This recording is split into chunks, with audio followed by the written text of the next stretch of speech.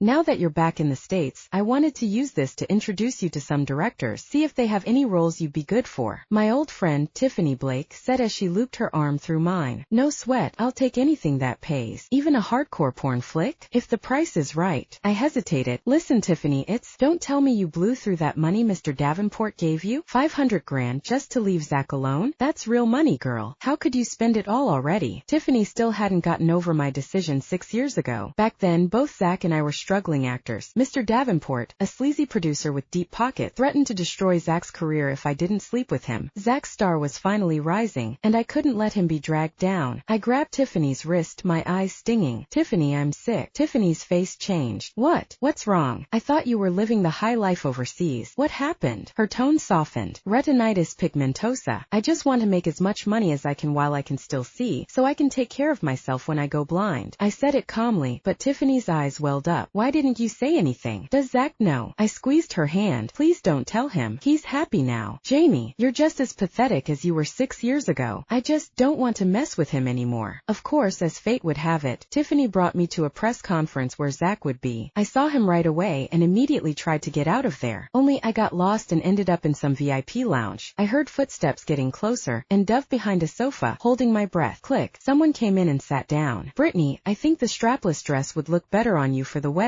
We'll have it in New Zealand if you want. That voice, Zach, so sweet, so caring, like a knife twisting in my gut. Brittany Wells, the A-list actress he was now with. I'd seen the stories even before I came back to the States. It seemed they were planning a wedding. 6 years is a lifetime. He had moved on, and I shouldn't be affected by it, especially since I walked away. Suddenly my phone rang, snapping me back to reality. I fumbled for it, hitting mute, and bolted for the door. Wearing a cocktail dress and heels, I wasn't exactly making a quick getaway. Zach's footsteps were closing in. I spotted a door on my right and threw it open, praying it would lead somewhere safe. Bad luck. It led to the main hall where the press conference was happening. In an instant, every camera turned on me. I covered my face and hurried down the steps, trying to stay out of sight. Stop her! Zach's voice boomed behind me. I looked back and saw him staring at me, his face like thunder. A couple of bodyguards grabbed me. If anyone releases a single one of those pictures, they're going to regret it. Tiffany elbowed her way through the crowd, shouting at Zach. What do you think you're doing? This is America. Zach sauntered up to her, cool as ice. I'm not doing anything, Tiffany. I just want to have a little chat with Miss Jamie Walker. Tiffany was taken back to the VIP room. Zach grabbed my wrist and dragged me down the hall. Zach, you're hurting me. He ignored me, his face like a stone mask. I had no idea what he wanted, but my heart was pounding out of my chest. He threw me onto a sofa. Two goons closed the door and turned to me, grinning. You two, get over here, Zach yelled. He pulled out his phone and pointed it at me. The two goons grinned as they began to approach me. Zach, please don't, I cried, shrinking back. You like being on a man's arm? How about I let these two beefcakes have their way with you? Sound good. The two men reached for my dress and the strap broke. Zach,